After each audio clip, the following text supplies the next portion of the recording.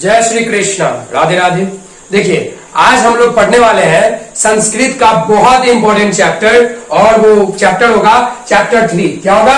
Chapter 3 अलस कथा। क्या होगा?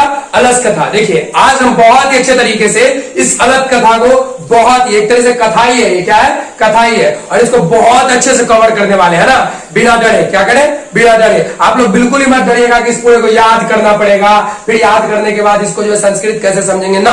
आप लोग के लिए बहुत इजी कर दिए, यानी कि संस्कृत का एक एक इसमें जो एक तरह से वर्ड है, उसमें से हम जो क्या किए हैं, एक तरह से एक्सट्रैक्ट किए हैं। क्या किए? एक्सट्रैक्ट किए। क्या एक्सट्रैक्ट किए हैं भैया? जो भी नॉलेज है, जो भी उसमें नॉलेज पड़ा हुआ है, जिससे आपको क्वेश्चन आएंगे एग्जाम में, जिस एग्जाम से आपको डर लगता है। डर बहुत जरूरी है, एग्जाम से डर बहुत जरूरी है ना, ध्यान से समझिएगा, अच्छे से समझिएगा। लेकिन उस एग्जाम के पार जब देखिएगा ना आपको, तो आपको लगेगा कि पीछे मुड़ करके देखिएगा उस एग्जाम को, तो आपको एग्जाम था, एग्जाम था, इसी के लिए इतना डर रहे थे, है ना। तो ध्यान से समझिएगा, अच्छे से समझिएगा। देखिए, जो अलस कथा, बच्चा लोग ध्यान से देखना, जो अलस कथा है, जो अलस कथा चैप्टर है, उसमें आज हम लोग क्या पढ़ने वाले हैं? आज हम लोग क्या पढ़ने वाले? देखिए, ध्यान से समझिएगा। अलस, ध्यान से समझिएगा। जो अलस है ना, अलस मतलब क्या होता है? देखिए, पहला चीज तो ये हुआ कि जैसे आप लोग देखते होंगे कि अरे यार छोड़ो ना, कल कर लेंगे, अरे यार छोड़ो ना 10 मिनट बात कर लेंगे, अरे यार छोड़ो ना 15 मिनट बाद पढ़ लेंगे, है ना। तो ये सब चीज जो है एक तरीके से बोल सकते हैं, आप लोग देखते होंगे ना, लेकिन ये सब हरगिज नहीं होना चाहिए। एक तरह से बोल सकते हैं, होना ही नहीं चाहिए, होना ही नहीं चाहिए। श्री कृष्ण बोलते हैं कि जो तुम अभी नहीं कर पाए वो तुम कभी नहीं कर पाओगे, जो भी तुम नहीं कर पाए वो कभी नहीं कर पाओगे। तो अभी वो घड़ी है जो सब कुछ कर सकते हो तुम, ठीक है। यानी कि एक तरह बोल सकते हैं, this second is appropriate for, this second is appropriate for all things that you want to do, है ना। जो आप करना चाहते हैं उसके लिए सबसे बेस्ट, सबसे स्पेसिफिक, सबसे पार्टिकुलर, सबसे ज्यादा इंपॉर्टेंट, सबसे ज्यादा एक तरीके से महत्वाकांक्षी रखने वाला जो क्षण है वो अब भी है, इस समय। और वैसे भी हिंदू वाले एक तरीके से देखें, पूरे एक तरीके से बोल सकते हैं, इतने बड़े इतना व्याख्या करने की जरूरत नहीं, लेकिन चलिए सुन लीजिए आप लोग। देखिए, ध्यान से देखिए। देखिए, जो हिंदू वाला एक तरीके से देखते होंगे आप लोग तालिका, उसमें देखता होगा बच्चा लोग, तुम लोग, कि एक एक क्षण को जो एक तरीके से बोल सकते हैं विक्रम संवत, या बोल सकते हैं शक संवत, या बोल सकते हैं एक तरीके से एक तरीके से बोल देते हैं। जैसे एग्जांपल ले लो ना तुम, कि हर एक दिन को एक तरह से व्रत के जैसे माना गया है ना। जैसे तुम लोग देखोगे ठाकुर जी का एक कैलेंडर आता है ना मिथिलांचल में, खास करके, और जो उसी मिथिलांचल के बारे में पढ़ने वाले हैं, यानी मिथिलांचल में जो बृहस्पत नामक एक मंत्री थे ना, है ना, उसी के बारे में बहुत अच्छे से पढ़ने वाले हैं। तो ध्यान से देखिएगा बच्चा लोग, आप लोग ध्यान से समझिएगा कि हमारे इस एक तरीके से धरातल पे, है ना, इस पृथ्वी पे, खास करके भारतवर्ष में, है ना, भारतवर्ष में जो सबसे इंपॉर्टेंट, सबसे महत्वपूर्ण, सबसे महत्वाकांक्षी रखने वाला एक तरीके से कोई चीज है, तो वो है एक एक क्षण, एक एक क्षण। क्योंकि आप भारत भूमि पे जन्मे हैं, और भारत भूमि पे जन्म लेने के बाद मुक्त नहीं हो पाए, मोक्ष नहीं प्राप्त कर पाए, तो आपका जन्म लेना ही पाप है। अरे भैया, अपने एक तरीके से सत्य के पथ पर काम करते करते मृत्यु को प्राप्त हो जाए, लेकिन उस एक तरह से पथ को नहीं छोड़ना चाहिए। तो देखिए, ध्यान समझिएगा। देखिए बच्चा लोग, देखिए, बृहस्पत नामक एक मंत्री था। क्या था? बृहस्पत नामक एक मंत्री था। ध्यान समझना। यानी अलस कथा जो है, अलस कथा, इसमें एक तरीके से देखा जा रहा है कि भैया कौन सा अलस है। अलस मतलब समझिएगा, यहाँ पे आलस्य नहीं, यहाँ पर जो अलस कथा है इस चैप्टर में, इस अलस का मतलब है कि भैया कोई जो एकदम, मान लीजिए कोई कोई कर्म करने लायक है, कोई कुछ भी करके कमा के खा सकता है, लेकिन वो कमा के नहीं खाना चाह रहा है, वो कमा के नहीं खाना चाह रहा है। समझ में आ रहा है? कुछ भी कर सकता है, कमा के खा सकता है, लेकिन कमा करके खाना नहीं चाह रहा है, ठीक है। चाह रहा है कि कैसे होकर के अगल बगल से हमको कुछ मिल जाए और खाना खा ले, हम अगल बगल से कुछ मिल जाए खाना खा ले, मतलब कि किसी के और के पैसा पे एक तरह से पलथी मार करके एक तरीके से अपना भरण पोषण करते रहे, तो वो बिल्कुल गलत है, वो बिल्कुल गलत है ना। समझ में आ रहा है? युवा हो तो युवा के जैसे रहो, ठीक है। और ध्यान समझना, यहाँ पे किस अलस का बात किया गया? यहाँ पे एक अलस का बात किया गया, बच्चा लोग उस अलस को समझेंगे। अलस मतलब यहाँ पर युवा कि जो कर्म ही नहीं, एक तरह से बोल सकते हैं, जो कर्म करने लायक ही नहीं है, जो कर्म करने लायक ही नहीं है, जो कर्म करने लायक ही नहीं है। समझ में आ रहा है? तो जो कर्म करने लायक नहीं है बच्चा, एक तरह से बोल सकते हैं जो अपंग है, जो अपंग है, जैसे मान लो कोई पैरालाइज्ड है, या जैसे मान लो कोई एक तरीके से काम नहीं कर सकता, कर्म नहीं कर सकता, तो बेचारा क्या करेगा? वो बेचारा क्या करेगा? कोई कर्म ही नहीं कर सकता, काम ही नहीं कर सकता है, तो वो बेचारा करेगा तो करेगा क्या, है ना। तो ध्यान से समझिएगा, उसके लिए एक तरीके से यहाँ पे बोला गया है, ध्यान से समझिएगा, कि उस आलसी के लिए जो एक तरीके से बड़े बड़े लोग का करुणा होता है, जो आप भंडारा में जाकर के कुछ पैसा दिए आते हैं, या मान लीजिए कहीं पर दान दे देते हैं, जो भिक्षा मांगने के लिए आते हैं, है। भिक्षा से याद आया कि भिक्षा यानी कि जो है, जो बड़े बड़े तपस्वी लोग हैं, साधु लोग हैं, वो भिक्षा क्यों मांगते हैं? जब इतना कुछ कमा के खा सकते हैं खुद से, इतना ज्यादा एक तरह से बोल सकते हैं सूट वूट पहन सकते हैं, तो भैया इतना शक्ति पाने के बावजूद वो दूरे दूरे यानी कि बोल सकते हैं दर दर एक तरीके से क्यों जा करके एक तरीके से बोल सकते हैं भिक्षा लेते हैं, एक जा करके भिक्षा लेते हैं। तो आज एक ऐसी अच्छे से पढ़ेंगे ना इसको, एक इतने अच्छे तरीके से पढ़ेंगे कि आप लोग बोलिएगा वाह क्या पढ़ाए हैं सर जी। तो देखो ध्यान समझना, देखो बिडेश्वर नामक एक मंत्री था, कहां मंत्री था तो ध्यान समझिएगा मिथिलांचल में, कहा मिथिलांचल यानी मिथिला में एक बिडेश्वर नामक मंत्री था, है ना। वो कैसा था, उसका एक बोल सकते हैं कैरेक्टरिस्टिक प्रॉपर्टीज कैसा था, इसका यानी कि स्वाभाविक गुण कैसा था,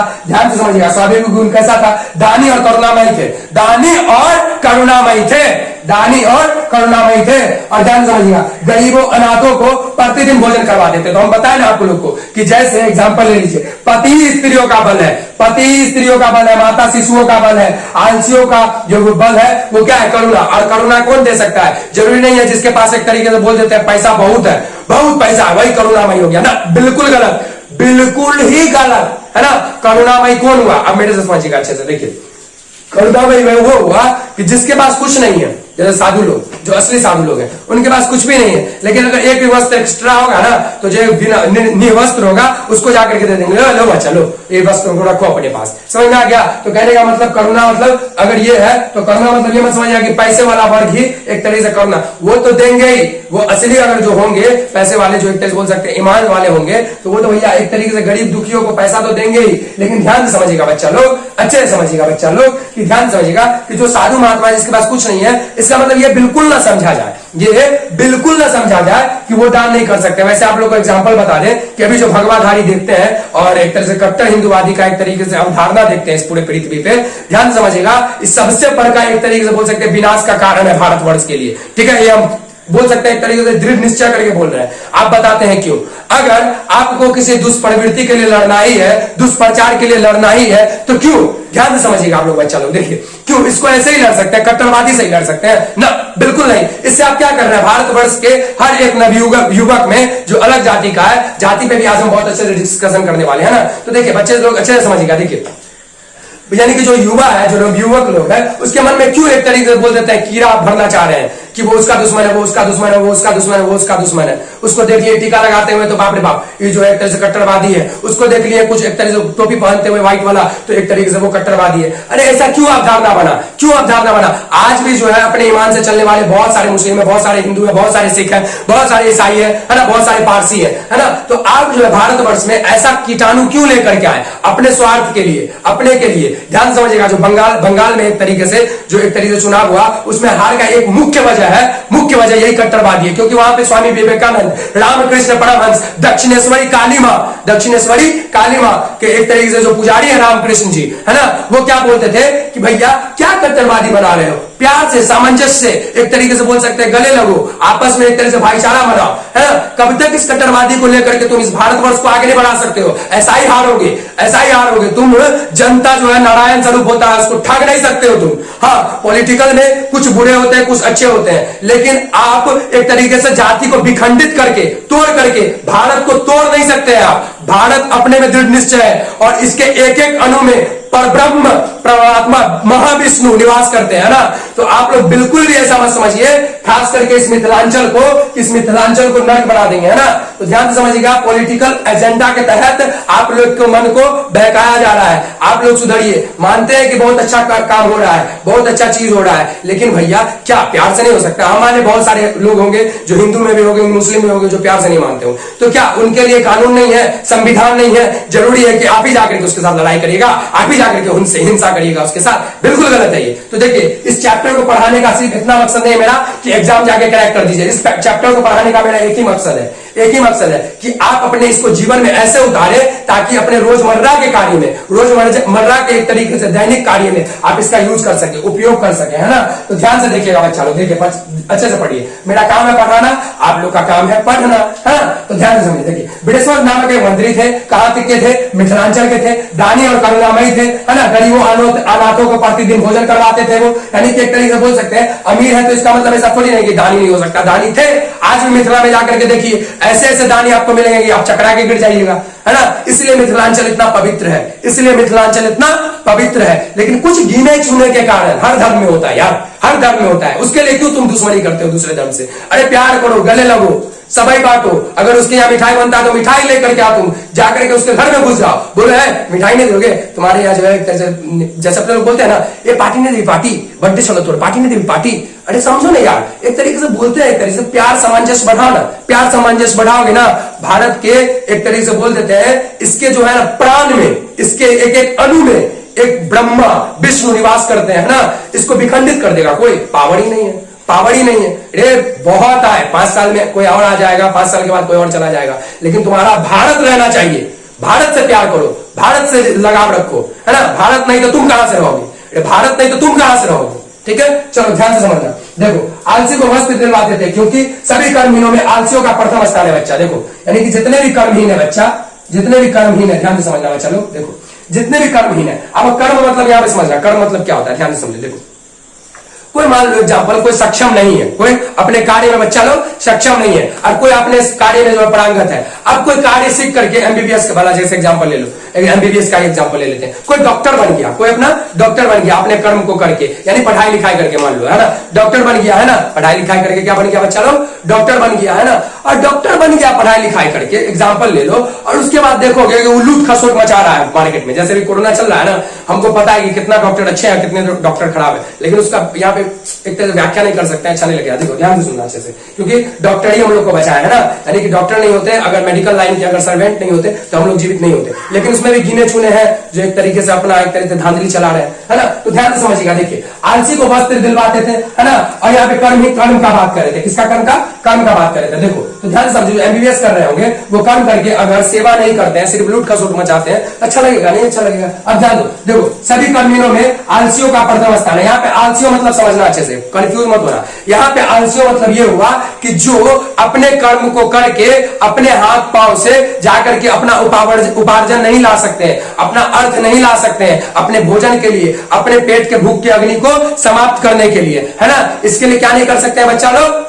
अरे क्या नहीं कर सकते हैं बच्चा लोग? अरे क्या नहीं कर सकते हैं बच्चा लोग? उपार्जन नहीं कर सकते हैं ना। तो इनके लिए बोल सकते हैं, इनका जो शक्ति होगा, इसका जो एक तरीके से संकल्प होगा, कहां से आता होगा? तो जो एक तरीके से बड़े हो या छोटे हो या साधु महात्मा हो, उन्हीं से एक तरीके से इनको वस्त्र मिलता है, भोजन मिलता है ना। बहुत अच्छे तरीके से इसको कवर करेंगे। आज जल्दी आओ, देखो समझो अच्छे से, देखो पेट समझो अच्छे से। देखो पेट का जो भूख है, पेट का जो भूख है, भूख है यानी कि भूख आग के समान है। किसके समान है? आग के समान है। ध्यान से समझना अच्छे से। देखो रोज सुबह में जो तुमको भूख लगता है ना, तो अपने लोग बोलते होंगे बाप रे बाप पेट में आग लग रही, कुछ देना खाइला रे, कुछ देना खाइला रे, पानी उनी देना पीबो रे, कुछ देना, कुछ नहीं खाए तो पेट के नाम जीवो, है ना। तो कहने का मतलब क्या हुआ? ध्यान से समझो। देखो पेट है, देखो ध्यान से समझो, पेट में जो भूख लगा, पेट में जो भूख लगा वो आग रूपी है। क्या है? आग रूपी है। और उस आग में आहुति नहीं दोगे। देखो इससे पहले हम बायोलॉजी पढ़ाए हुए हैं, फिजिक्स भी पढ़ाए हुए हैं, ठीक है। तो आप लोग अगर चाहते हैं कि हमारे एक तरह से वर्ड्स को समझ पाए, तो आपको पहले जाना होगा बच्चा लोग, है ना। पहले वाले क्लास से जुड़िए। देखिए पहले वाले क्लास से नहीं जुड़ेगा, कुछ नहीं हो सकता है, कुछ नहीं हो सकता है, कुछ नहीं समझ में आएगा,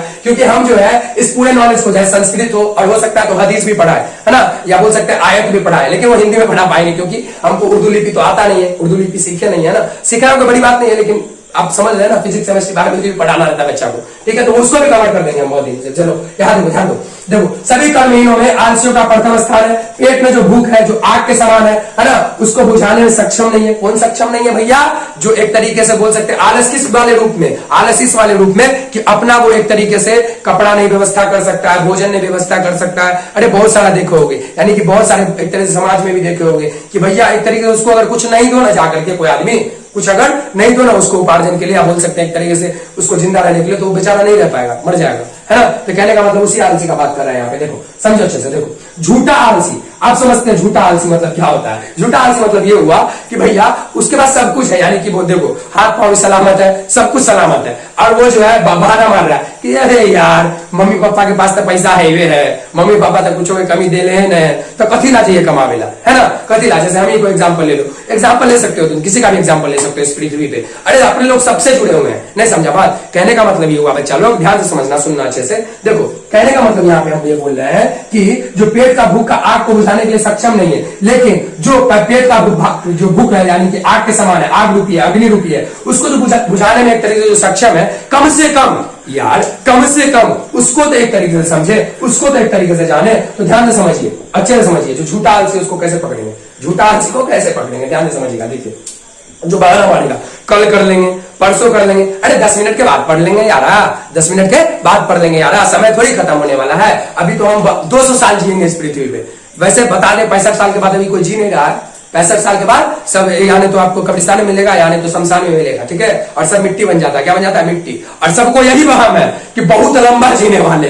अरे यार किस गलत फहमी में हो, किस गलत फहमी में हो। यहाँ पर एक सपना के जैसे तुम्हारा जीवन है, और जैसे ही मृत्यु आएगा ना तब तुम्हारा सपना टूटेगा। उससे पहले अपना सपना तोड़ दो। अगर अपना सपना नहीं तोड़े ना तो ऐसा ही कुत्ता भी लाएंगे जैसे इधर उधर भटकते रहोगे, उधर से लात खाओगे, इधर से लात खाओगे, उधर लात खाओगे, उधर लात खाओगे, और तब बोलोगे क्या मालूम है, अरे छोड़ दो ना यार, भगवान कितना दुख दे। समझ में आ रहा है ना। तो कर्म कीजिए, कर्म कीजिए, सत्य के पाथ पे, ईमान के पाथ पे, ईमान से अलग नहीं हुई है ना, नहीं तो कहीं के नहीं रहिएगा, ठीक है। ध्यान समझिए। देखिए बच्चे लोग, देखिए झूठा आदमी जो तोंद, ध्यान सुनना, जो तोंद और एक तरीके से बोल सकते हैं धन एकत्रित करके रखते हैं, यानी कि एकत्रित धन पे पलने वाले, यानी कि जो इकट्ठा किया हुआ धन है उस पे पलने वाले, है ना। और एक तरीके से बोल सकते हैं तोंद भड़का ले लेके बैठल होता, ऐसे ऐसे ऐसे ऐसे तोंद लेकर के बैठल होता, है ना। कहने का मतलब इस चीज को अच्छे से समझिएगा। देखिए आप समझना एक तरीके से, यहाँ पे कॉन्सेप्ट क्लियर हो गया होगा।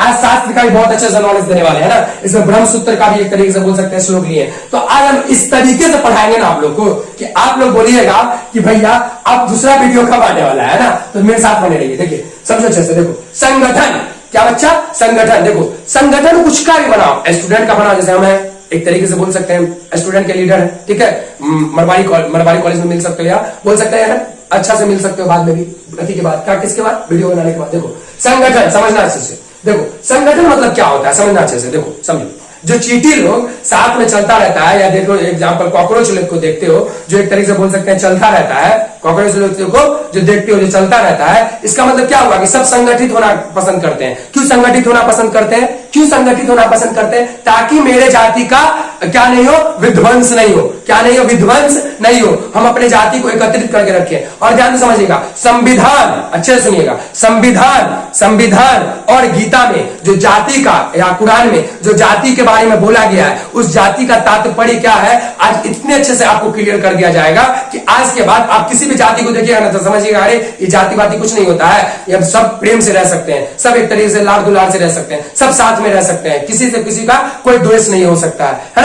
अच्छे से क्लास हो लेंगे, ठीक है। अब ध्यान समझिएगा, जो संगठन होता है उसका हमेशा सृजनात्मक बुद्धि होना चाहिए, कुछ सृजन करने का, कुछ नया करने का, कुछ एक तरीके से संगठन करके कुछ समाज में बहुत अच्छा प्रदान करने का, समाज में बहुत अच्छा सेवा प्रदान करने का मोटिव होना चाहिए, है ना कि विध्वंस करने का, कि बाप रे ओकरा मार के ले जाके, ओकरा कार में ले जाके, ओकरा जाकर के बर्बाद कर देवे, वहां पे हिंसा फैला दिए। ध्यान से समझिएगा, आपसे जो हिंसा करवा रहा है ना वो आपको नीचे ही धकेल रहा है। आपका जीवन इसमें, इस पूरे पृथ्वी पे शांति प्राप्त करने के लिए हुआ था, ना कि किसी के जाकर के संगठन में शामिल होकर के उसके साथ हिंसा में भागीदार बनना था, ठीक है। आप जो है संगठन में जरूर जाइए, शामिल होइए, लेकिन कैसे संगठन में, जो सृजनात्मक हो, क्या हो, जो सृजनात्मक हो, विधेयात्मक हो, जो विधेय करता हो, बनाता हो कुछ नया, किसके लिए, समाज के एक एक नागरिक की अच्छाई के लिए, ना कि बच्चा लोग उसके विध्वंस के लिए, उसको उजाड़ने के लिए, उसको बर्बाद करने के लिए, उसको अपने देश से निकालने के लिए। नहीं, बिल्कुल ऐसा नहीं होना चाहिए, बिल्कुल भी ऐसा नहीं होना चाहिए। चलिए आगे बढ़ते हैं। देखिए सुखदायी संगठन क्या होगा बच्चा लोग, ध्यान से सुनना, संगठन क्या होगा, सुखदायी होगा, जातियों का सुख होगा, कौन प्राणी, अर्थात सभी दौड़ते। ध्यान समझना, इस पूरे कॉन्सेप्ट को समझना चाहिए। देखो संगठन अगर बना लोगे ना तुम, और संगठन सही तरीके से है, यानी कि संगठन जैसे मान लो यहाँ पे आलसी का बात कर रहे हैं, किसका बात कर रहे हैं, आलसी का। तो आलसी का जो संगठन होगा, जैसे मान लो एग्जांपल, जो भीख मांगने वाले सबको देखते होगे, यानी कि जो भी फकीर को देखते होगे, फकीर का आज हम बहुत ही अच्छे से एक्सप्लेनेशन करने वाले बच्चे लोग। तो जो फकीर देखते होगे ना तुम लोग, तो फकीर देखते होगे तो तुम लोग बहुत हीन भावना से देखते होगे, लेकिन नहीं, फकीर ही जो है अल्लाह ताला से भी बड़े एक तरीके से पद रखते हैं वो, है ना। और भगवान ईश्वर से भी, ब्रह्म से भी, परब्रह्म से भी, परमानंद से भी, परम तत्व से भी, उससे भी ज्यादा, उससे भी ज्यादा उनका मतलब उस फकीर का, है ना। कैसे उसको आज बहुत अच्छे तरीके से समझेंगे, है ना। उसके हाथ मतलब कबीर के पास, जो कबीर थे, है ना, जो साईं बाबा थे, उसके पास सब कुछ होते हुए भी वो एक तरीके से बोल सकते हैं क्यों जाते थे भिक्षा मांगने के लिए, क्यों जाते थे अपने दीपक के लिए तेल मांगने के लिए, अपने लिए नहीं रे, तुम्हारे समाज के लिए, तुम्हारे समाज के उत्थान के लिए, तुम्हारे समाज में जो एक तरीके से नाली के जैसे, कीड़ा के जैसे बुद्धि हो गया है सबका, उसको सही करने के लिए, है ना। और इसको हम चिक चिक के बोलेंगे, है ना, चाहे कुछ भी हो जाए। चलो ध्यान देना अच्छे से, समझो। देखो, सुखदायी संगठन क्या है, चलो सुखदायी है, जातियों का सुख मिलता है, यानी कि संगठन जैसे बनाओगे ना कोई अच्छे पर्पस के लिए, तो उसमें तुमको क्या मिलेगा, पावर मिलेगा। क्या मिलेगा, पावर मिलेगा। जातियों का सुख, समझना अच्छे से, क्या होगा चलो, कि जातियों का सुख, है ना, यानी कि जाति जैसे बना लिए, संगठन कुछ क्रिएट किए, जैसे देख लीजिए इसमें गीता में, समझिए अच्छे समझिए, यहाँ आइए देखिए, गीता और संविधान में समझ लेते हैं। देखो, गीता के हिसाब से देखें तो आपका जैसा स्वभाव है उस हिसाब से आप अपने जाति में चले जाते हैं। चाहे एग्जांपल ले लीजिए ब्राह्मण, चाहे देख लीजिए वैश्य, और चाहे देख लीजिए शूद्र, है ना। समझो अच्छे से, समझो अच्छे से। ये जो गीता में दिया गया है, गीता में इसलिए नहीं दिया गया है कि कैटेगरी वाइज, सबका ये प्रॉब्लम है कि गीता जो है ना धर्म यानी जाति में बांट दिया, नहीं, जाति में नहीं बांटा था, वो स्वभाव बस। जैसे एग्जाम्पल ले लीजिए, जिसको मजा आता होगा बिजनेस करने में, तो उसको बोलिएगा कि ज्यादा पूजा पाठ करो, पूजा पाठ करेगा, नहीं कर सकता, कभी नहीं कर सकता। जो शिक्षक है उसको जाकर के बोलिएगा नाली साफ करो, जाकर के कर देगा, नाली साफ नहीं कर सकता। अरे यार, सबका अपने अपने एक तरीके से स्पेसिफिक, अपने पार्टिकुलर एरिया में एक तरीके से काबिलियत है, उस अनुसार उस स्वभाव बस श्री कृष्ण बोले थे, लेकिन उसको गलत एक तरीके से अफवाह के रूप में फैला दिया गया, है ना। आप ध्यान से समझिएगा, संविधान क्या बोलता है, जाति को क्यों बनाए रखा, संविधान जाति को क्यों बनाए रखा, समझना अच्छे से। संविधान जाति को इसलिए बनाए रखा, कॉन्स्टिट्यूशन हमारा यानी कि जो इंडियन कॉन्स्टिट्यूशन है उसमें जाति को इसलिए बनाए रखा गया कि, ध्यान से समझना, हमारा जो एक तरह से भारत है ना, इसका सार्वभौमिकता, इसका जो डिफरेंशिएशन है, अलग अलग नदी, अलग अलग धर्म, अलग अलग एक तरीके से बोल सकते हैं पूजा पाठ, अलग अलग एक तरह से पूजा पद्धति, ये इसका स्ट्रेंथ है। इसको यूनिफिकेशन है मत लाओ यार, ये पहले से यूनिफिकेशन में अपने एक तरह से पॉलिटिकल एजेंडा के तहत ऐसा एकत्रित करने का कोशिश मत करो। हिंदू पहले से एकत्रित है, उसको काहे बुड़बक बना रहे हो, उसको काहे बुड़बक बना रहे हो। राम सबके हैं, राम कोई पार्टिकुलर एक हिंदू के नहीं है। राम अल्लाह ताला भी हो सकते हैं, राम पारसी के एक तरह से गुरु भी हो सकते हैं, और राम जो है सिख संप्रदाय के एक तरह से जीसस क्राइस्ट भी हो सकते हैं। समझ में आ रहा है, कहने का मतलब मेरा ये हुआ, यानी क्रिश्चियन का, यानी कि कहने का मतलब मेरा बच्चा ये हुआ कि ध्यान से समझ लो अच्छे से, कि अगर जो एक तत्व है, एक जो परम तत्व है, उसी का अलग अलग नाम है, तुम इसमें काहे फंस के रह रहे हो। तुम उस परम शांति को प्राप्त करो ना यार, उस परम शांति को प्राप्त करो ना। देखो, पीस, सब धर्म में एक ही को महत्व दिया गया, पीस इज सर्वोपरि। थोड़ा इंग्लिश और संस्कृत मिक्स हो गया, फिर से बोलते हैं। देखो, peace is a most valuable and most reliable things on this planet, है ना। पीस को छोड़ करके अगर किधरों भाग रहे हो तो पगलाओगे, टेंशन मत लो। चलो अब ध्यान देना बच्चा लोग, देखो यहां तक समझ गए, अर्थात सभी दौड़ते हैं ना, यानी कि बोल सकते हैं कि कौन प्राणी सुख की ओर नहीं दौड़ता है। अगर अपने जाति में देख रहा है, अपने जाति में देख रहा है सुख, तो कौन प्राणी नहीं उसकी तरफ दौड़ेगा, सब प्राणी दौड़ेंगे उसकी तरफ, है ना। देखो, धूर्त लोग, आप समझना अच्छे से, धूर्त लोग। अब इसमें अगले पार्ट में आलस कथा के एक तरीके से बोल सकते हैं बहुत ही अच्छे फॉर्मेट से जा रहे हैं अपने लोग, है ना, और एक तरीके से एक एक चीज कॉन्सेप्ट क्लियर हो जाएगा। धूर्त लोग मतलब क्या होता है, धूर्त लोग देखे होंगे कि भैया कोई भी भंडारा हो रहा है, या एग्जाम्पल ले लो, समझो अच्छे से, कोई भी अगर वस्तु बट रहा है कहीं पे, ध्यान से खास करके दीपावली के समय में देखते होंगे कि अगर कहीं पे कुछ भी बट रहा है ना, तो वहां पर जिसको नहीं चाहिए वो भी जाकर के बोलेगा दे दी ना, वो भी जाकर के भीड़ में शामिल हो जाएगा। इसका मतलब यहीं पर बात उसी का हो रहा है। देखो, धूर्त लोग क्या होते हैं कि कोई भी संगठन में शामिल हो जाएंगे, अपना उल्लू सीधा करने के लिए उस संगठन में एक एक व्यक्ति को उल्लू बनाता रहता है ना। तो उसी धूर्त लोग का यहाँ बात हो रहा है, यानी जो मिथिलेश्वर एक तरीके से बिडेश्वर नाम के, समझ सके, मिथिलांचल में जो बिडेश्वर नामक मंत्री थे ना, वो तो भैया एक तरीके से पालन पोषण तो करता ही था अलस का, है ना। अलस मतलब समझ गए कि आलसी यहाँ पे मतलब क्या है इस चैप्टर में, समझो। तो समझने का मतलब ये हुआ बच्चा लोग कि जो धूर्त लोग है, यहाँ पे समझना धूर्त लोग मतलब क्या होता है, जो भोजन नियोजित पुरुष, समझो अच्छे से, जो एक तरीके से भोजन के लिए, है ना, जो भोजन के लिए व्यवस्था किए होते हैं, वस्त्र के लिए व्यवस्था किए होते हैं, बिडेश्वर नामक मंत्री, ठीक है ना। उसको समझ लेना अच्छे से, जो धूर्त लोग थे वहां पर जाकर के एक तरह से बोल सकते हैं सब कुछ कर सकते थे, अपना कर्म करके अपने से भी खा सकते थे, लेकिन नहीं, वो जाकर के फ्री में अपना एक तरह से बोल थाली में से खाना उतारते थे, ठीक है, समझो अच्छे से। तो जो नियोजित पुरुष थे, यानी बिडेश्वर जो नामक मंत्री थे ना, इसके द्वारा जो नियोजित पुरुष था, बच्चा वो क्या किया, ध्यान से सुनो, बच्चा वो ये किया, नियोजित पुरुष ने देखा कि भैया जो अक्षम बुद्धि वाले, जो वाकई में आलसी है, उसके लिए तो भैया खर्चा कर रहे हैं, हम खाना दे रहे हैं, पीना दे रहे हैं, या बोल सकते हैं एक तरीके से सब कुछ व्यवस्था करके दे रहे हैं उसको, तो उससे हमको कोई नाराजगी नहीं है। लेकिन जब ज्यादा खर्चा होने लगा ना, संगठन में उल्ट बोल सकते हैं उलट पुलट आदमी आकर के रहने लगा ना, तो एक तरीके से बोलते हैं क्या हुआ, ध्यान से समझना बच्चा लोग, कि क्या हुआ, ध्यान से समझना कि जो नियोजित पुरुष थे वो बोले कि भैया इसको देखते हैं, चेक करते हैं, आप आलसी को चेक करते हैं कि वास्तव में कौन आलसी है, वास्तव में कौन आलसी है। तो उसका चेक किया गया, ध्यान से समझो क्या चेक किया गया, ध्यान से सुनो अच्छे से। देखो रात हो रहा है, अब थोड़ा हो सकता है एक तरीके से, चलो ध्यान से समझना अच्छे से। देखो करुणावश समझो, यानी कि अक्षम बुद्धि वाले करुणावश कपट से छल से जो अपना भोजन और वस्तु को एक तरीके से प्राप्त कर रहे थे, है ना, एक तरीके से बोल रहे हैं, तो ज्यादा खर्चा होने की वजह से इन सबको शक हुआ नियोजित पुरुष को, और वो बोले कि आप टेस्ट करवाओ, आप प्रैक्टिकल करवाओ, कथी करवाओ, प्रैक्टिकल करवाओ, देखो कि कौन कौन आप वाकई में आलसी हो, यानी कि अपंग है, यानी कि जिस जो बुद्धि से सक्षम नहीं है अपना एक तरह से अर्थ पेट भरने के लिए, है ना। तो ध्यान से समझो वो आप क्या किए, ध्यान से समझना अच्छे से। देखो आलसी पुरुष थे, असावधानी, ध्यान से समझो, असावधानी आलसी पुरुषों की परीक्षा, देखो असावधानी, समझो अच्छे से बच्चा लोग, समझो अच्छे से। देखो तो वो असावधानी बस आलसी पुरुषों की परीक्षा लेने लगे, है ना। क्या परीक्षा लेने लगे कि सबों के सो जाने पर, यानी जब आलसी पुरुष सब सो गया ना, उसमें जो धूर्त लोग सब सोया हुआ था ना, तो उसका भी परीक्षा लेना चाह रहा था। आलसी पुरुष था तो भैया तो वो तो आग लगेगा तो वो घसक भी नहीं पाएगा, ऐसे ऐसे करके टगर टगर के जाएगा ना बाहर, और वो जाएगा दूर यार रहते हैं, सोए पड़े रहते हैं, क्या होगा, मर थोड़ी जाएंगे, है ना, इतना आलसी। तो उसका टेस्ट लेने के लिए जो है ये चीज किया गया, तो उसका टेस्ट लेने के लिए किया गया बच्चा लोग। तो सबों के सो जाने पर, यानी कि सबों के जब सब सो गया तो उसके सो जाने पर जो नियोजित पुरुष थे ना, वो क्या किए, घर में आग लगा दिए, घर में क्या कर दिए, आग लगा दिए। अब जो आग लगा दिए तो देखो समझो, पहला जो आलसी था ना वो बनता है, ध्यान समझो, पहला जो केस हुआ इसमें कि जो धूर्त लोग थे वो तो भैया आग देख करके इतना चिढ़ा गए, अरे बाप रे बाप रे बाप रे बाप, आग लग गया, भाग भाग भाग, अपना सब तो खाए लाल चली, कपड़ा ले लाल चली, आग लग गई घर में, अब जिंदगी बचाने के लिए भाग गया। यानी धूर्त लोग जो थे वो भाग गए दौड़ करके, है ना। नियोजित पुरुष जो प्रैक्टिकल किए थे, आग लगा दिए थे घर में, है ना। और सेकंड में क्या हुआ था समझो, देखो थोड़ा आलसी तो था ना, थोड़ा आलसी, यानी कि बोल सकते हैं पहले तो धूर्त लोग, यानी कि जो एक को जरा आलसी नहीं कि अपन उपार्जन करके खा पी भी सकता था, है ना, वो तो एक तरीके से बोल देते हैं धूर्त लोग जो थे एक तरीके से वो भाग गए, ठीक है, समझ गया आ गया। अब जो थोड़ा आलसी, यानी एक तरह से बोल सकते हैं जिसका एक को हाथ एक तरीके से बोल सकते हैं पैरालाइज है, या इसका एक को पैर लग रहा है ना, तो वो एक तो थोड़ा आलसी हुए। अरे थोड़ा आलसी हुए ना, तो जो थोड़ा आलसी हुए तो वो भी भाग गए, वो भी अपना चल फिर सकते थे। अरे जिसका एक हाथ दे रहा था तो कमा के नहीं खा सकता यार, वो भी भाग गया, समझ रहे हो तुम लोग, है ना। अब ध्यान समझो,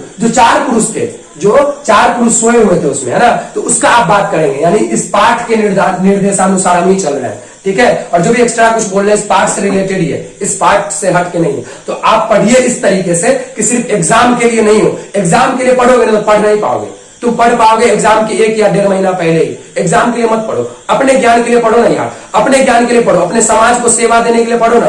तुमको ईश्वर हेल्प करेंगे, तुमको कृष्णा हेल्प करेंगे, है ना, तुमको कृष्णा स्ट्रेंथ देंगे। चल जाना नहीं, पढ़ना, काहे रोड पे घूम रहा है। तो कहने का मतलब ये हुआ एग्जाम के लिए मत पढ़ो, परीक्षा के लिए पढ़ोगे कभी जिंदगी में पढ़ नहीं पाओगे। चलो अब ध्यान देना, देखो जो चार पुरुष था इसमें जबरदस्त से उसका बात कर रहे हैं, जो सोया हुआ था और वह वाक्य में आलसी था, वो वाक्य में आलसी था। तो देखो एक पहला जो था वो बोला अरे ये कोलाहल क्यों, यानी कि आग लग गया, उसको एक तरीके से सुतले सुतले बोल रहा है, अरे ये कोलाहल क्यों, है ना। और दूसरा क्या बोलता है, लगता है इस घर में आग लग गया, उसको दिख भी रहा है, सब कुछ कर रहा है, लेकिन इतना अभी चार को जो है बातें कर रहा है, यानी इतना आलसी है कि आग देख करके इसके मन में भय भी नहीं हुआ कि मर जाएंगे। देखो ना आगे बहुत मजा आने वाला, देखो अरे ये कोलाहल क्यों है, दूसरा बोलता है लगता है इस घर में आग लग गया है, तीसरा बोलता है अरे नो रिलीजियस पीपुल, यानी यहाँ पे कोई धार्मिक लोग नहीं है। धार्मिक मतलब सुना, धार्मिक का बहुत अवधारणा गलत कर दिया गया है ना, धार्मिक को हम अच्छे से समझा देते हैं। देखो समझना से बच्चे लोग, धार्मिक मतलब धर्म मतलब क्या होता है सुन लो। धर्म मतलब बिल्कुल भी ये नहीं होता है कि हिंदू वाला जो है और समाज में खड़ा होला ना विधायक बनेला तो हिंदू वाला के वोट दिए। और धर्म मतलब बिल्कुल ये नहीं होता है कि मुस्लिम पक्ष से कोई खड़ा हुआ ना तो मुस्लिम वाला मुस्लिमों को देगा वोट। समझो क्या होता है, मकसद क्या होता है समझो। धर्म का मतलब क्या होता है, धर्म मतलब ये होता है, धर्म को समझो अच्छे से, धर्म मतलब ये होता है कि जो मानव जाति है, एक मानव से दूसरे मानव का जो संगठन बना है इस पूरे समाज में, एक एक नागरिक से मिलकर जो संगठन बना है पूरे समाज में, मानव जाति का कल्याण के लिए, उत्थान के लिए जो भी कुछ एक तरीके से सरकार के द्वारा एक तरीके से प्रस्ताव लाया गया है उसको अपनाए, और उसमें अगर खोट है तो संगठित होकर के, अरे हिंदू मुस्लिम क्या, संगठित होकर के उसका विरोध करे यार। उसका विरोध नहीं करोगे तो हीरो बन जाएगा ना वो पॉलिटिकल पार्टी, फिर जो है उसका विरोध नहीं कर पाओगे तुम, वो तुमको धक्का देकर निकाल देगा, इस भारत देश से निकाल देगा। संगठित हो जाओ, ठीक है, बटो मत, सब एक है ना। चलो अब ध्यान देना, चलो देखो जो नियोजित पुरुष है ना, ये तो हो गया ये वाला पैराग्राफ। अब यहाँ थे, ध्यान से समझना। तो तीसरे में थे हम लोग कि no religious people, no religious, यहाँ पे कोई धार्मिक लोग नहीं है, यहाँ पे कोई धार्मिक लोग नहीं है, यानी कि जो हमको क्या कर सके, भींगा हुआ कपड़ा या कंबल से ढक दे। आप समझ लेना, घर में आग लगा हुआ है, अचार को बात कर रहा है, और ये कोलाहल क्यों है, उसको पता, देखना भी पसंद नहीं कर रहा है कि घर में आग लग गया। दूसरा बोलता है लगता है इस घर में आग लग गया, लगता है इस घर में आग लग गया, इसको भी पता चला कि आग लग गया। देख लो, पहले भाग गया, धूर्त लोग भी भाग गया, आग लग गया, थोड़ा आहिस्ता भी भाग गया, एक सब अभी बातें कर रहा है, मतलब भागने का कोई उम्मीद नहीं है सबका, समझ रहा है, समझ रहे हो, फील कर रहे हो, देखो समझो अच्छे से। तो लगता है इस घर में आग लग गया। अब तीसरा का बोलता है कोई धार्मिक व्यक्ति नहीं है, और उसके बाद बोलता है भींगा हुआ कपड़ा या कंबल नहीं है, ढक दो, हमको ढक दो। अब चौथा बोलता है अरे इस सबसे भी बढ़ के हो, सुनो क्या बोलता है, मोर टॉकेटिव सेटअप। देखो इंग्लिश भी ऐड इसलिए कर देते हैं कि संस्कृत कुछ वर्ड ऐसा है ना जो हमको भी समझ में नहीं आता, ठीक है, तो इंग्लिश, संस्कृत, साइंस सब कुछ को मिक्स करके पढ़ाएंगे, ठीक है, तो समझो अच्छे से। देखो जो चौथा है ना बच्चा, तुम्हें बोलता है more talkative setup in the sense, अरे तुम लोग इतना बातूनी हो, इतना बात करते हो, सोने दो हमको, है ना, कहने का मतलब उसको आग लगा हुआ, जल जाएगा, राख हो जाएगा, लेकिन अब ये बोलता है सुतने दो हमको। समझ सकता हूं कितना उच्च लेवल का आलसी होगा, है ना। तो समझो, वो बोलता है मोर टॉकेटिव, यानी कि बहुत ज्यादा बातूनी है, और बोलता है चैप्टर सेटअप, चुप, यानी इस सब की तरफ तो थोड़ा बहुत भूल भी हो रहा है, ये बोल रहा है कि चुप, सूते थे हम, यानी आग लगा हुआ उसको सोना है, ठीक है। आगे देखते हैं, तो आगे जो है नियोजित पुरुष जो है वो बोले कि अगर इस चारों को नहीं बचाए ना तो हमको ही दुख लगेगा, हमको ही पाप चलेगा। तो इस सबको केस पकड़ के, तो क्या पकड़ के, केस पकड़ के बाहर किया गया, यानी जल्दी से गया नियोजित पुरुष सब जो प्रैक्टिकल कर रहा था कि कौन कौन आलसी है, सही में पकड़े उसको, तो 4 आलसी मिला, ठीक है, और उसको जाकर के केस पकड़ के निकाला कि भैया इसको नहीं निकालेंगे तो भैया मर जाएगा। तो जो बृहस्पति नामक मंत्री है वो हम ही को बोलेंगे आग कैसे लगा, आग लगा तो मरा कैसे उस समय, है ना, ध्यान से समझना। देखो अब एक बहुत इंपॉर्टेंट चीज है, देखो पति ही स्त्रियों का बल है, समझना अच्छे से, समझना इस चीज को। देखो पति ही स्त्रियों का बल है, जिस स्त्री का शादी हो गया है और अपने पति से एक तरीके से बोल सकते हैं सामंजस्य बैठा के नहीं रखी हुई है, ध्यान से समझ लेना, सबसे पहली बात तो उसका मन शांत नहीं होगा, मन शांत नहीं होगा तो बुद्धि एकाग्र नहीं होगा, बुद्धि एकाग्र नहीं होगा तो घर गृहस्थी बर्बाद हो जाएगा, घर गृहस्थी बर्बाद हो जाएगा तो समाज जो है एक घर से मिलकर बना हुआ है, और एक समाज में अगर एक घर में एक तरीके से बोल सकते हैं कुछ खटपट होता रहेगा हस्बैंड और वाइफ में, तो क्या तुमको लग रहा है कि पूरा समाज सुखी हो पाएगा? नहीं हो पाएगा, सिंपल सी बात है, क्योंकि एक ही घर से ही मिल करके ना पूरा समाज बना है यार। तो कहने का मतलब पति ही स्त्रियों का बल है। The will power of female is there husband, है ना, यानी कि उसका जो पति है वही स्त्रियों का बल है ना। उसके बाद देखो माता शिशुओं का बल है, माता क्या बच्चा लोग, शिशुओं का बल है, जो एक तरह से जो बच्चा लोग है, ध्यान से समझना, जो बच्चा लोग खाना और भूख से एक तरह से बचपन में तड़पता है, तो वो एक तरह से भगवान को भी जानता रहता है, भगवान से भी उसका एक तरह से संपर्क तो रहता है, लेकिन उसको पता रहता है कि भगवान भी कोई है। भगवान वो किसको मानता है बचपन में, समझो ना अच्छे से, अपने माता को मानता है, यानी कि अगर मम्मी चली गई ना तो वो रोते रोते बोलेगा अपने आप को कुर्बान करना पसंद करेगा, अपने आप को कुर्बान करना पसंद करेगा जब तक उसकी मम्मी नहीं आ जाती है, समझना चाहिए। तो माता शिशुओं का बल है, अरे माता शिशुओं का बल है, बच्चे का बल कौन है, बच्चे का स्ट्रेंथ कौन है, बच्चे का विल पावर कौन है, बच्चा लोग तो कौन है, माता है उसकी, मम्मी है ना। बाबू चल जाए ना यार 2 महीना 3 महीना बाहर में जाकर के खटे, लेकिन अगर मम्मी नहीं ना घर पे तो बेचैन रहेगा, है ना, समझना अच्छे से। देखो आलसी हो, यानी कि समझो अच्छे से, जो आलसी अभी बात की है, जिस चैप्टर का बात की है उसको समअप करते हैं यहाँ पे, देखो समझना अच्छे से। देखो आलसियों के लिए करुणा का कोई बल नहीं है, यानी कि बोल सकते हैं अगर एक तरीके से दया नहीं ना दिखाओगे आलसियों पे यार, समझ में आ रहा है, जो एक तरीके से बोल सकते हो अपने से कमा खा नहीं सकता, अब यार गुरुक करके आता होगा, देखते होगे मुस्लिम में भी फकीर आता है, हिंदू में भी फकीर आता है, हाथ भी नहीं है, पैर भी नहीं है यार, वो कुछ भी एक तरह से बोल सकते हो, तुम जो इतना मोटा थूक फेंकते हो ना रोड पे, उससे भी बच के चलता है वो। कहने का मतलब हुआ कि तुम जो रईस के जैसे चलते हो ना, इस चीज को सोच करके चलो कि कोई एक तरीके से इतना अपंग होगा जो उस पृथ्वी पे लोट करके चलने वाला होगा, है ना, तो उसके लिए थोड़ा करुणा दिखाइए, थोड़ा सा स्वच्छ रखिए रोड को, है ना, थोड़ा सा कोशिश करिए कि आप लोग जो है एक तरीके से मेरे हिसाब से तो कोशिश इतना कर सकते हैं कि कम से कम देखे कहीं पर उस चीज को कि भैया जो एक तरीके से अपने से खाने में सक्षम नहीं है तो उसको कुछ दान ही दे दे, है ना। लेकिन कितना दिन जिएगा वो, और जितना दिन जिएगा वो भी तुम्हारे भरोसे है, यानी तुम्हारे करुणा के भरोसे ही, ठीक है। अब समझना अच्छे से। उसके बाद आलसियों को मंत्री जी ने मोर थिंग्स, यानी कि जैसे पता चल गया है ना कि 4 गो आलसी है, क्या हो गया बच्चा, ये 4 गो आलसी का पता चल गया, तो इसको जो है पहले जितना मिलता था ना वस्तु और कपड़ा उससे भी ज्यादा लो अभी पूरा दे दिया, यानी बृहस्पति नामक मंत्री को जाकर के जो है नियोजित पुरुष जाकर के इन्फॉर्म किया, ए sir I have a problem, I withdraw all of the fake आलसी, है ना, फेक आलसी, एंड आई टुक द 4 आलसी which are really आलसी, है ना, जो वास्तव में आलसी है ना, जो वास्तव में क्या बच्चा लोग आलसी है। तो इसको जो है एक तरीके से बोल सकते हैं, पहले इतना संगठन था, संगठन में इतने को आदमी अच्छा काम कर रहा था, है ना, इतने को अच्छा आदमी सृजनात्मक वाला, यानी जो वास्तव में उस संगठन में रहने लायक था, है ना, समझ में आ रहा है। अब जो है इतना संगठन का भार उठा रहा था, समझ लो, वीरेश्वर नामक मंत्री इतना संगठन का भार, अब जब इतना हो गया, वास्तव में इतना ही संगठन के, यानी आलसी का इतना ही संगठन है, 4 को व्यक्ति है, तो सोचो उसको सामान नहीं देगा, तो बहुत सारा उसको वस्तु दिया गया। अब समझ लेना इसमें, देखो थोड़ा सा एक तरीके से देख लेते हैं, देखो थोड़ा सा ब्रह्म सूक्त में चलते हैं, थोड़ा सा पढ़ लो, है ना, ठीक है, समझो इससे। देखो तस्य च नियत्वात्, तस्य च नित्यत्वात्, इसका समझना ब्रह्म सूक्त का मतलब क्या होता है, समझो अच्छे से बच्चा लोग। देखो जो भी तुम खाते हो ना, देखो समझो अच्छे से, जो कबीर थे या जो भी साईं बाबा या जो भी फकीर देखते हो या जो भी एक तरह समझो ना, जो अपने से खा नहीं सकते हैं, या मान लो एक तरीके से जो खा तो सकते हैं कमा करके कहीं से, लेकिन तुम्हारे दूरा पे भिक्षा मांगने आते हैं, वो साधु भी हो सकते हैं, वो फकीर भी हो सकते हैं, तो उसको गलत भावना समझ देखो कि उसके पास पैर हाथ है तब भी मेरे पास मांगने आया। देखो उसको किस भावना से देखना चाहिए, समझो अच्छे से। देखो समझना चाहिए उसके बारे में ये कि वो अपने लिए कुछ भी बचा करके नहीं रखे हुआ है, अपने लिए कुछ भी बचा के नहीं रखे हुआ है, उसको उस अल्लाह ताला, उस परमात्मा, उस बोल सकते हैं जीसस क्राइस्ट, उस बोल सकते हैं पारसी का जो गुरु है उसी को, यानी महावीर, है ना, जो एक तरीके से बोल सकते हैं बुद्ध, है ना, जो उसके एक तरीके से धर्म के जो गुरु है ना, उसी का सहारा है उनको, है ना, और वही उनको एक तरीके से भोजन प्रदान करते हैं। तो तुम अगर तुम्हारे दूरा पे अगर कोई मांगने आएगा ना और तुम नहीं दोगे, ऐसा मत समझना कि भूखे मर जाएगा, लोग के और दूरा पर जाता है, और दूरा पर से भोजन प्राप्त कर लेते हैं, है ना। तो कहने का मतलब जो भी आए, ठीक है, इस टाइप के आदमी, इस टाइप के आदमी को रिस्पेक्ट दीजिए, है ना। विलुप्त कर दिए तुम लोग, असली ईमान वाले सबको विलुप्त कर दिए तुम लोग। आप देखते हो रोड पे चलते हुए असली ईमान वाला सबको तुम विलुप्त कर दिए, विलुप्त मतलब समझता है, खा गए तुम लोग, है ना। अब रोड पे निकलता नहीं है डर से, क्या नहीं निकलता रोड पे, जानते हो, वो चलेगा तो बोलोगे ए बड़का टीकी वाला है ना।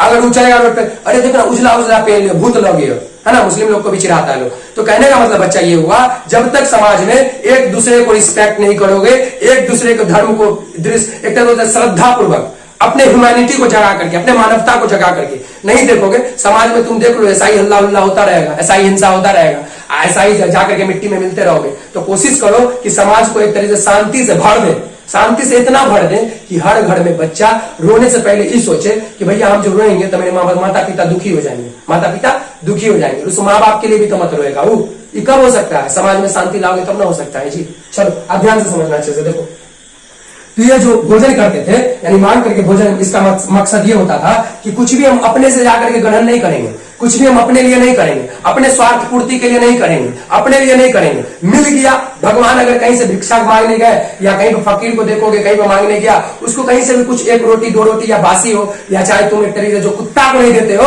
वो एक तरीके से फकीर को देना पसंद करते हो, तो वो चीज अगर दे दिए तो वही उसी पे आहार पे एक तरीके से भोजन अपना भरण पोषण कर लेता है। समझ में आ रहा है। उसको किसी से भी बोल सकते हैं, कोई राग द्वेष नहीं है। अरे रोना आता है हमको जब देखते हैं, तो सच पूछो तो रोना आता है ना। तो कहने का मतलब ये हुआ बच्चा लोग कि अगर कोई भिक्षा में लेने आता है ना, तो इसका मतलब ये मत समझो कि उसके पास हाथ पांव है तब भी तुमसे भिक्षा लेने आया, नहीं बच्चा।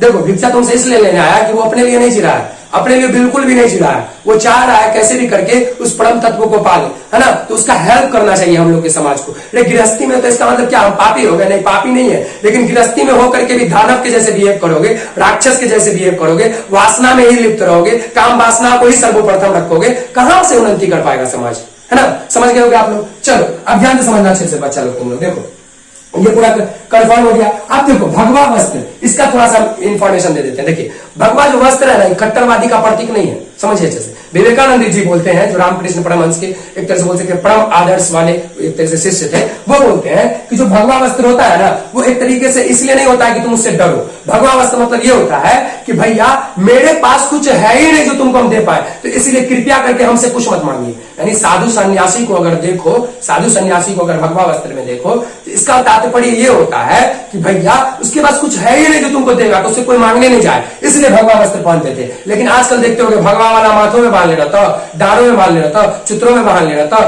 पैंटों में बांध ले रहा था, सब चीज में बांध ले रहा था। कौन चीला? तो हम छिए हिंदू के अधिकारी, धर्मो रक्षति रक्षता। इसका मतलब समझते हो, धर्म का तुम रक्षा करोगे, तुम 65 साल के बाद खुद मिट्टी बनने वाले हो, तुम धर्म का रक्षा करोगे, तुम इस बार अल्लाह ताला से बड़का हो, तुम कट्टरवादी बनोगे, कट्टरवादी बनते रहो, पैजामा भी नहीं बचेगा तुम्हारा, याद रख लेना, पैजामा भी नहीं बचेगा। इसका मतलब ये तात्पर्य बच्चा लोग कि अपने ईमान पे रहो, अपने ईमान पे रहोगे, कोई मायका लाल नहीं है जो तुमको हिला देगा। I think you better understand, है ना, आई थिंक सो। ठीक है, चलिए इस चीज को अच्छे से कवर कर लिए और ध्यान समझिएगा बच्चे लोग, अच्छे से समझिएगा, समझिए अच्छे से। जो हिंदू मुस्लिम है ना, जो जाति है भारत में, यही इसका स्ट्रेंथ है, यही इसका मजबूती है ना। ये जब तक है, जब तक भारत में सार्वभौमिकता, यानी बोल सकते हैं यूनिटी इन डाइवर्सिटी, ठीक है, यूनिटी इन डाइवर्सिटी है, या बोल सकते हैं एक तरीके से डाइवर्सिटी के कारण ही यूनिटी है, ठीक है। तो ये इसका स्ट्रेंथ है। तो आप लोग कोशिश करिए कि इस चैप्टर को अच्छे से रिवाइज कर ले, है ना। और इसमें एक भी ऐसा टॉपिक नहीं छूटा होगा जो आपके बिहार बोर्ड या किसी भी एग्जाम में जाओ ना यार, इसको बिहार बोर्ड तक सीमित मत रखना, और हम इसको रखना भी नहीं चाहते हैं, ठीक है। आप अपने लाइफ में इसको नॉलेज को ले सकते हैं, ठीक है। अच्छे से समझिएगा। इधर हो गया, इधर पूरे को कंप्लीट कर दिए, ये भी कंप्लीट कर दिए। और आप लोग से एक तरह से रिक्वेस्ट है कि इस वाले चैनल को बहुत सारा प्यार दीजिए, क्योंकि इस चैनल पे बता दे रहे हैं हम कि आज से हो सकता है कि कल या परसों से, अगर आज से हम प्रिपरेशन कर देंगे, हो सकता है तो कुरान का भी एक तरह से, और गीता का भी, और एक तरह से बोल सकते हैं अपरोक्षानुभूति, ठीक है, ब्रह्म विद्या का भी, ब्रह्म सूत्र का भी, है ना, उपनिषद जो है, यानी कि 11-12 उपनिषद है, उस सबका कॉन्सेप्चुअल हम इस पे पढ़ाने वाले हैं ना। तो कोशिश करिएगा आप लोग कि इस चैनल को बहुत सारा प्यार दें, है ना। आपका एक भी ना बिहार बोर्ड को छोड़ेंगे ना सीबीएसई को छोड़ेंगे, है ना। एक बच्चे को पढ़ाएंगे, और वो भी फ्री ऑफ कॉस्ट, ठीक है। लेकिन आप लोग पहले प्यार दीजिए इस चैनल को, ठीक है। तो बहुत बहुत नमस्कार, जय श्री कृष्णा, राधे।